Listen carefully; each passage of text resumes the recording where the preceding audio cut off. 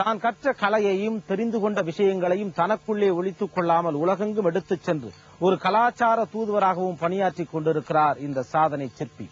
சந்திக்கலாம் சிற்பி திரு கணபதி ஸ்தபதி அவர்கள்.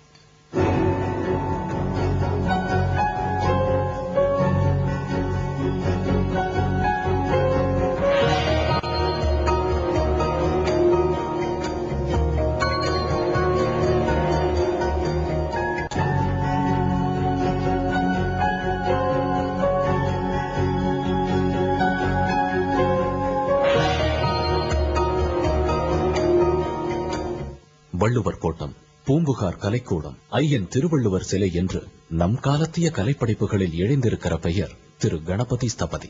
பிள்ளையார்பட்டியில் பிறந்து படித்து சிற்பக்கல்லூரி முதல்வரான இவருடைய கலைத்திறன் உண்மையாகவே பலரை வணங்க வைத்திருக்கிறது. இவரால் படைக்கப்பட்ட சுவாமி சிலைகள் உலகெங்கும் பல பகுதிகளில் கைகுவித்து வணங்கப்படுகின்றன. ஐந்தமிழ் அறிஞர், சிறந்த கைவினை கலைஞர், பீஷ்மர் விருது, சில்பகுரு விருது, கலைமாமணி விருது என்று பல விருதுகள் இவரை வந்தடைந்தன. 78 வயதானாலும் ஒளிச்சத்தங்களை மேற்பார்வையிட்டுக் கொண்டிருக்கிறார் இந்த முதிர்ந்த கலைஞர். உங்க பூர்வீகம் எப்படி? அடிப்படையிலேயே இந்த சிற்பம் சார்ந்த கட்டிடக்கலை சார்ந்த ஒரு குடும்பத்திலிருந்து வந்தவரா நீங்க? என்னுடைய பூர்வீகத்தை சொல்ல வேண்டுமானால் நீங்களெல்லாம் அதிசயிப்பீர்கள். தமிழ் மரபிலே ஒரு வாக்கியம் உண்டு, கல் தோன்றி மண் தோன்ற காலத்தை முன் தோன்றிய மூத்த குடின்னு சொல்லி காமித்தீங்களா? அதோட இன்னொரு சொல்லும் வரும், வாளுடு என்ன அந்த மூத்த குடின்னு சொல்லி அர்த்தம் உண்டாது. அந்த வாழ் செய்தவன் யார்? அந்த எண்ணத்தை சேர்ந்தவன். சங்க காலத்திலிருந்து நாங்கள் சிற்பிகளாகவே இருந்து வருகிறோம். என்னுடைய மரபு எப்படிப்பட்ட மரபு அப்படிங்கிற பத்தி நான் சிந்திக்க ஆரம்பிச்சேன். எந்த வயசுல? அதாவது கிட்டத்தட்ட ஒரு 15-20 வயசு இருக்கும். இந்த தொழில இருந்து என்னதை சாதிச்சோம், என்ன கண்டோம்? வறுமை தான் கண்டோம். வறுமை மிகுந்த இந்த துறையில நம்ம இருக்க வேண்டுமா அப்படிங்கிற எண்ணம்லாம் தோன்றியது. ஆனால் நாங்க பரம்பரையாக 1000, 2000, 3000 ஆண்டுகளுக்கு முன்பாக ஒரு பெரிய குடும்பத்தை சேர்ந்தவனாகவே நான் இருந்து வந்தேன். என்றாலும் கூட அங்கு இருக்கக்கூடிய வறுமையானது என்னை ரொம்ப வருத்தி அவர் அருவருப்பை உண்டாக்கியது. தொழில் மேல ஒரு பெரிய பற்றோ பாசமும் உங்களுக்கு இல்ல? ஆக உண்மையிலே பார்த்தால் இந்த கலைகள் இந்த 5ம் இல்லை. ஆனால் இந்த நாட்டினுடைய ஒரு பாரம்பரிய கலாச்சாரம் அல்லது என்ன கலாச்சாரம் சொல்றீங்க, நம்மளுடைய சுய அடையாளம் தெரியாது, அட்ரஸே தெரியாது. அட்ரஸே கொடுத்த ஒரு பெரிய கலை இருக்கிறது.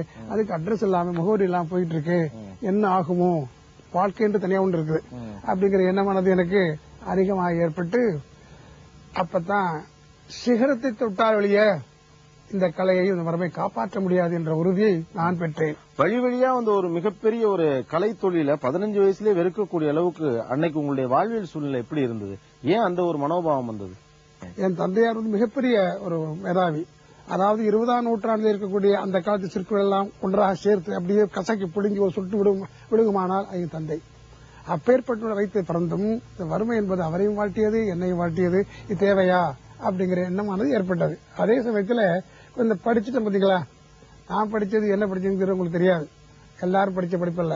நான் கணிதம் படித்தவன், சமஸ்கிருதம் படித்தவன், தமிழ் படித்தவன். இந்த 3மே தெரிஞ்சனால இந்த கலையில என்ன இருக்கிறது, நாம் பொம்மை செய்கிறோமா அல்ல இறைவனையே உண்டாக்குறோமா அப்படிங்கிற ஒரு கேள்வி இருக்கிற, அது அந்த காலத்துல என்ன கேட்டவன். இது வெறும் உருவமா இல்ல உணர்வு சார்ந்த விஷயமா அப்படிங்கறத நான் கேட்டேன். நான் அருவத்தை உருவமாக்கக்கூடிய ஆற்றல் வாய்ந்த மிகப்பெரிய கலை இந்த கலைங்கிறது அப்படியே எனக்கு தோன்றுச்சு. அப்ப நான் கொஞ்சமா வளர்ந்து BA படிச்சுக்கிட்டு இருந்தேன்.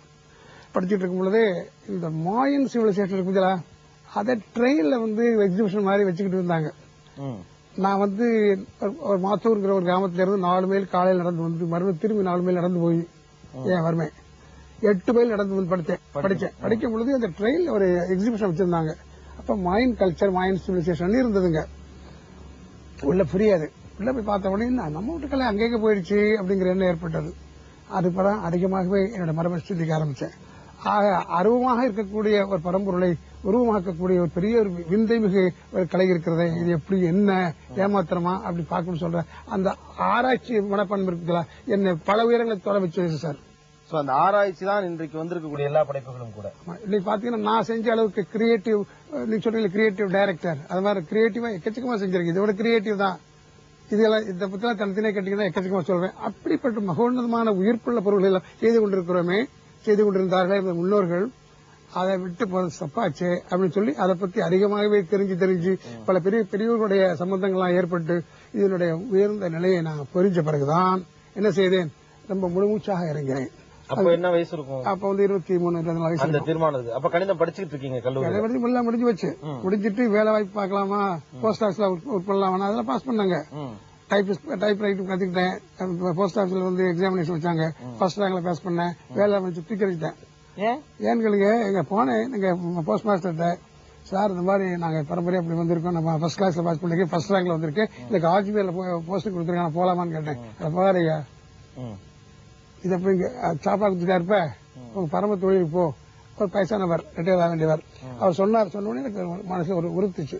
பெரிய மனுஷன் சொன்னாங்கன்னு நான் வந்து அதை ஏத்துக்க வேணாம், ஏன்னா அனுபவசாலிகள் அவங்க எல்லாம். அதெல்லாம் என்ன பண்ணேன்னு கேட்டீங்கன்னா, செய்திக்கு தான் வர்றது அப்படிங்கறத நான் முடிவு பண்ணிட்டு, அதுக்கு பிறகு எனக்கு இன்னும் நண்பர்கள் நிறைய உண்டு, பணக்காரர்கள் நண்பர்களா உண்டு. அவங்கள்ட்ட பணம் இருந்தது, எனக்கு பணம் கிடையாது. அவங்களே கூப்பிட்டு எனக்கு வந்து பழனியில ஒரு வேலை இருக்கிறது, அந்த தேவஸ்தானத்துல போய் சேர், நான் தான் சேர்மன் தம்பி அப்படின்னு சொல்லி அவரே வெளியே கூப்பிட்டாரு தேவஸ்தானத்துக்கு. ஆமா, கடவுளே கூப்பிட்டாரோன்னு நினைச்சு பார்த்தேன். என்னைக்கு வந்து நான் வந்து அந்த துறையில புகை நினைச்சேனோ, அன்னைக்கு என்ன நினைச்சிருமா, இந்த பட்டறைக்கலையை நான் பல்கலைக்கழகம் மாத்தணும் அப்படின்னு சொல்லி ஆசைப்பட்டேன். இது கல்லூரியை பார்த்ததில்லை இந்த கலை, ஆனா கல்லூரியை கட்டியது இந்த கலை. கல்லூரியை பார்த்ததில்லை, கல்லூரியில் ஒதுக்கப்படவில்லைன்னு அர்த்தம். இது ஒதுக்கப்பட வேண்டும், உலகத்தை ஒட்டி வாழ்வதற்கு கல்லூரி ஒரு தேவை அப்படின்னு நினைச்சு அதே நான் ஆசைப்பட்டேன். அதுக்கு பிறகு இந்த எங்களுடைய நூல்கள் இருக்கு பார்த்தீங்களா, அவ்வளவு சமஸ்கிருதம் இருக்கும். இந்த சமஸ்கிருதத்தில் இருக்கக்கூடிய நூல்கள் எல்லாம் நம்ம சிற்பிகள் எல்லாம் படிக்காம இருக்காங்களே, அவங்களுக்கு அந்த சிற்ப ஞானமானது இல்லாம இருக்கு, ஒரு தொழில் ஞானம் தான் இருக்கிறது அப்படின்னு சொல்லி அதை நான் செய்யலாம் அப்படிங்கிற மனசில் கற்பனை பண்ணேன். அது இப்போ சந்தர்ப்பம் ஆச்சு. அதன் பிறகு கெட்டிக்காரனாகி ஞானம் வந்த பிறகு அதுக்கு என்ன வேணும், வேலை வேணும், சொத்து மறுத்துட்டு வரணும். ஆக வேலை வாய்ப்புகள் வேணும் அப்படின்னு சொல்லி நினைச்சது உண்டு. அதுவும் வந்து வேலை வாய்ப்புகளா வந்தாலும் புதியன படைப்பதற்கு சந்தர்ப்பம் கிடைக்காவிட்டால் இந்த கலை வேண்டியதில்லை அப்படிங்கிற எண்ணத்துக்கு வந்தேன். இந்த நாளும் எனக்கு தான் சார் வாட்சி, பிறருக்கு வரணும்னு ஆசைப்பட்டேன், அது எல்லாம் எனக்கே வந்தது. ஆக நான் வந்து சிற்பக்கலை, செத்து போகக்கூடிய சிற்பக்கலைக்கு நான் ஒரு உயரம் கொடுத்த முடியல, அதுதான் நான் தொட்ட சிகரம்.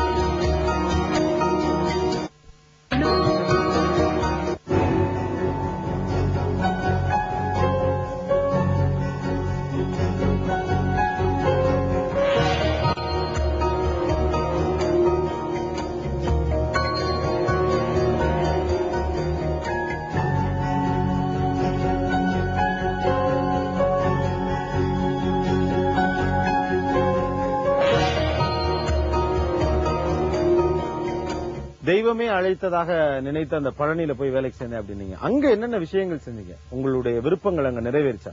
நான் வந்து சேர்ந்தது பழனியிலே அடிவார கோயில் ஒன்று உள்ளது, அதாவது திருவாவிரன்குடி என்று பெயர். அது முருகனுடைய ஒரு 6 படைவீடுல ஒரு படைவீடு, மலையில் இருக்கிறது அல்ல.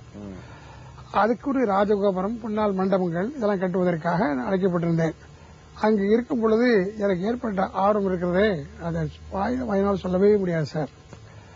ஒரு வருஷத்துல 2 வருஷம் பணி செய்தேன் அப்படின்னு சொன்னா ஆச்சரியம் இல்லை. இன்னும் சொல்ல போனால் 24 மணி நேரமே நான் செய்தேன் என்று சொல்லலாம், அந்த முருகனுக்கு நன்றாக தெரியும். அதனால நான் வந்து தொட்ட சிகரங்கள் இருக்குங்களா, அது பல, 2, 3, 4, 5 சொல்லிட்டு இருந்தால ரொம்ப சிகரங்கள் தொட்டிருக்கேன். அந்த மாதிரி வந்து நான் தொடுவதற்கும் அந்த என்னுடைய மரபில் இருக்கக்கூடிய விஞ்ஞான சாஸ்திரங்கள் இருக்குங்களா, அதெல்லாம் அலசி பார்த்துட்டேன். ஆக ஒரு விஞ்ஞான மரபு, இப்ப பிரம்மமானது விஞ்ஞான பொருளாக இருக்கின்றான், விஞ்ஞானம் பிரம்ம இஸ் அ சயின்டிபிக் சப்ஸ்டன்ஸ் அப்படின்னு சொல்லி நான் காலையில கேட்க இருக்கு பத்தியா, அதெல்லாம் எனக்கு தூண்டுச்சு. அப்படியா இருக்க முடியும், இந்த முருகன் அப்படிதான் இருக்கான், இப்படி எல்லாம் ஆராய்ச்சி பண்ணி அந்த முருகனுக்கு வரக்கூடிய உளவினம் இருக்கிற தடுப்பதற்குரிய உபாயங்கள்லாம் சொல்லிவிட்டு தான் நான் பிறகு இங்க மாமல்லபுரம் வந்து பிரின்சிபலா வந்தேன்.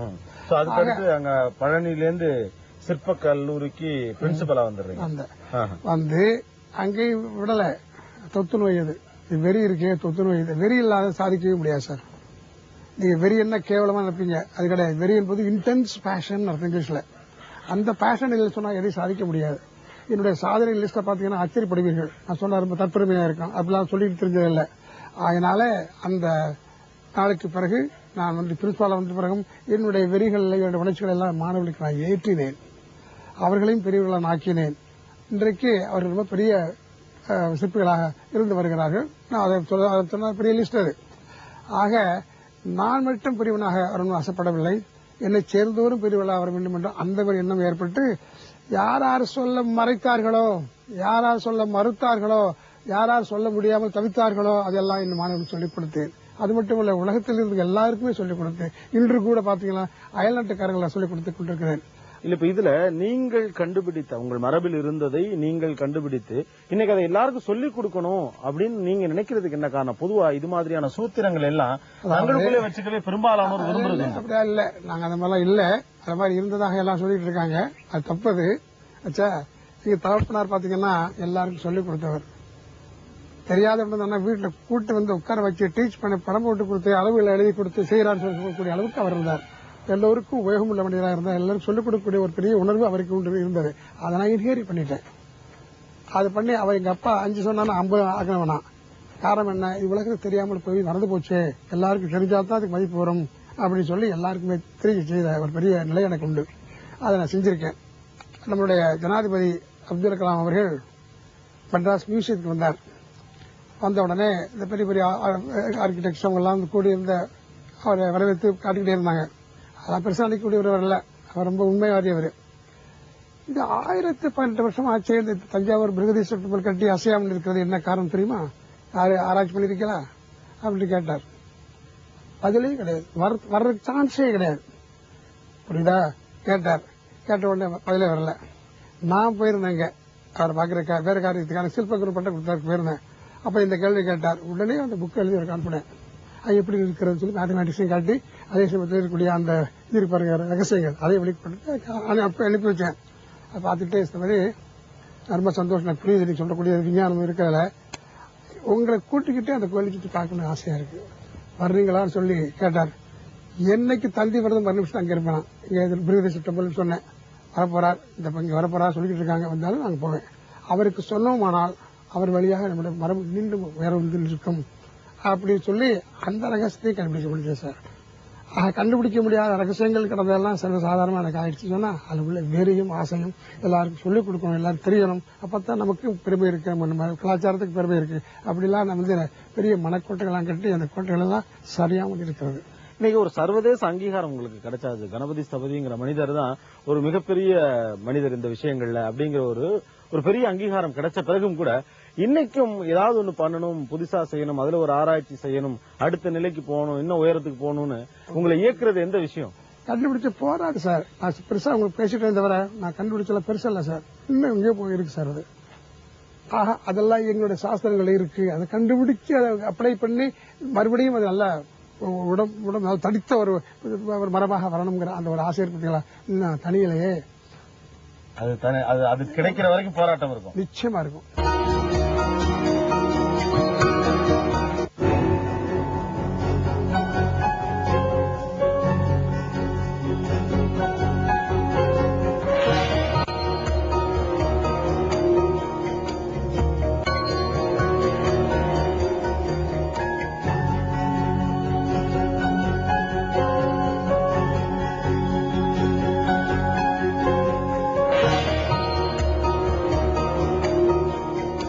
ஒரு கல்ல ஒரு பாறையை சிற்பமாக உருவெடுக்க வைக்கிறது, உயிர் கொடுக்கிறது அப்படிங்கிற அந்த மகோன்னத கலைங்கிறது எவ்வளவு போராட்டங்கள் சார்ந்த ஒரு விஷயம். ஏதோ ஒரு கல்ல பாக்குறோம், அதுக்கப்புறம் ஒரு வடிவம் எடுக்குதுங்கிறது. நீங்க எது சொல்றீங்கன்னு கேட்டீங்கன்னா உழைப்பு சொல்றீங்க. உழைப்பு தான் எல்லாவற்றுக்கும் மூலம். உழைப்பு இல்லாமல் இது வராது. அதே சமயத்துல நாங்க என்ன பண்றோங்க, உழைப்புல மட்டும் ஒண்ணு கிடையாது. ஆனா உழைப்புல விவரம் அறிஞ்சு உணர்ந்து செய்யக்கூடிய உழைப்பு இருக்குல்ல, ஆமா, அதுக்கு தான் நாங்க என்ன சொல்றோம் கேட்டீங்கன்னா அவர் ஒரு கணிதத்தை அடிப்படையாக கொண்டது. கடவுளே ஒரு கணக்கா இருக்கிறார் சார். கடவுள் கணக்கா இருக்கனால கணபதினு பேர் சார். எனக்கு அதாவது பேர் வச்சாங்கப்பா. தெரியுதா? கணானாம் பத்தினா இந்த கணக்குக்கு பதின்னு அர்த்தம். இது பத்தி பேசணும்னா 1/2 மணி நேரம் 3/4 மணி நேரம் பேசுவேன். ஆக அந்த ஒரு கணக்கு ஒன்று பத்திலா எல்லாரும் வேலை செய்யக்கூடியவங்க தான் கணக்கு தெரியாம கஷ்டப்படுறான். அந்த கணக்கத்தையும் காலையில் நான் கற்றுக் கொடுத்தோம். அதைத்தான் நான் சிற்பச்சென்னூர் பேரை வச்சு நான் இது பண்ணேன். ஆக அந்த கணிதம் இருப்பதில்ல அதை தெரிஞ்சு கணிதத்திற்காக செய்யக்கூடிய காலத்தில் தானாக உயிர்ப்பு வந்துடுது. உலகம் முழுக்க கணபதி ஸ்தபதி வெகுஜன மக்களுக்கும் தெரிய வைத்த சிலை என்பது அந்த வானையுந்து நிற்கும் 133 அடி அந்த சிலை தான். அதை செய்வது எவ்வளவு பெரிய விஷயமாக உங்களுக்கு இருந்தது? கணிதம், உங்களுடைய திறமைகள் எல்லாவற்றையும் தாண்டி உழைப்பு என்பது கொஞ்சம் நிஜமல்ல, அதிகமா இருந்தது. அந்த உழைப்பு இருந்தாலும் கூட அந்த பெரிய காரியம் செய்யறோங்கிற ஒரு ரசனை இருக்கு பார்த்தீங்களா, ஒரு ஆசை இருக்கு பார்த்தீங்களா, ஆசை இருக்கு பார்த்தீங்களா, அது எங்களுடைய உழைப்பெல்லாம் சாதாரணமாக பிடிச்சு சந்தோஷமாவே செய்தோம். கண்ணீர் வடிச்சு செய்யல சார், புரியுதா? அந்த ஒரு ரசனை நாங்க ரசிச்சே செய்தோம். கடவுளை என்ன பண்ணுகிறார், தானும் ரசிக்கிறார், அவரும் ரசிக்க வைக்கிறார். ரசோவை சகா சோவை ரசிக்கான்னு சொல்லுவாங்க. அவனே ரசிகன் அவனே ரசம் அப்படி சொல்ல அந்த மாதிரி நாங்க இருந்தோம் சார். அதை ஒன்றி போயிட்டோம் சார். அந்த மாதிரி ஒன்றாம யாராவது இருந்து வேலை செஞ்சா நிக்காது சார், போய் சொல்லி வைக்கிறேன். ஆக எங்களையும் மறந்து எங்களுடைய உழைப்பையும் பெருசா நினைக்காமல் அவனுடைய தெய்வீக தன்மையை அவனுக்கு பெற வேண்டும் என்ற அந்த தெய்வீக பிரமாணங்கள் எல்லாம் பயன்படுத்தி செஞ்சதுனால இன்னைக்கு அசையாமல் இருக்கிறார் சார். அவ்வளவு பெரிய உயரமான ஒரு சிலை, அதுவும் கடலுக்குள் நிறுவுதல் அப்படிங்கிறது ஒரு சவாலான விஷயமாகத்தான் நிச்சயமா இருக்க முடியும். சுனாமியின் அந்த ஆழிப்பேரலை கூட அது தாங்கி நிக்குது அப்படின்னா அதுக்கு பின்னால என்ன சயின்ஸ் இருக்கு? அதைத்தான் நான் சொன்னேன். ஒரு நாள் சொல்ல முடியாது. என்கிட்ட வந்து வீட்டுல உட்காந்து நீங்க மாணவனா இருந்து கேட்கணும். அன்னைக்கு முருகன் சொன்னா பாத்தீங்களா, அப்பா ஓமுக்கு அர்த்தம் சொல்லணும்னா நீ வந்து சீசனை வந்து கை வளர்த்து கேட்கணும்னு சொல்லி, அது மாதிரி இல்ல, நீங்க அதுக்கே நீங்க மனசை தயார் பண்ணிக்கிட்டு வந்து கேட்கணும். ஒரு நிமிஷத்துல இந்த மாதிரிலாம் இன்டர்வியூ பண்ண கொடுக்க முடியாது. ஆனா சொன்னாலும் புரியவும் புரியாது. ஆனா நான் சொல்லி அதுக்கு பிறகு கொண்டாந்து உங்களுக்கு புரியுது. ஒரு விஞ்ஞானம் ஒரு மரபை சேர்ந்தது. கடவுளே ஒரு விஞ்ஞான மரபணி இருக்கின்றார். விஞ்ஞானம் பிரம்மன் சொன்னேன், பிரம்மனே விஞ்ஞான பொருளாக இருக்கின்றார். அப்படின்னு நாங்கள் செய்யக்கூடிய விஞ்ஞான மரபை நாங்கள் செஞ்சுட்டு இருக்கோம். அந்த விஞ்ஞான மரபாக இருப்பதுனாலதான் அது உயிர்ப்பு தானாக இருக்கிறது. அந்த விஞ்ஞானம் வந்து மேத்தமேட்டிக்ஸ் வேற மேல கணிதமயமா இருக்குது. மேத்தமேட்டிக்ஸ் ஒரு சயின்ஸுக்கு தெரியுமில்ல. இன்று உலகமே பாராட்டக்கூடிய அந்த திருவள்ளுவர் சிலையை நீங்கள் உருவாக்கி கொண்டிருந்த காலகட்டத்தில் இதனுடைய உறுதிப்பாடு குறித்த பல்வேறு சந்தேகங்கள் எழுப்பப்பட்டன. அது உங்கள் உறுதிப்பாட்டை குலைத்ததா? எந்த அளவுக்கு நீங்கள் நம்பினீர்கள் இந்த திருவள்ளுவர் சிலை நிலைத்து நிற்கும் அப்படின்னு?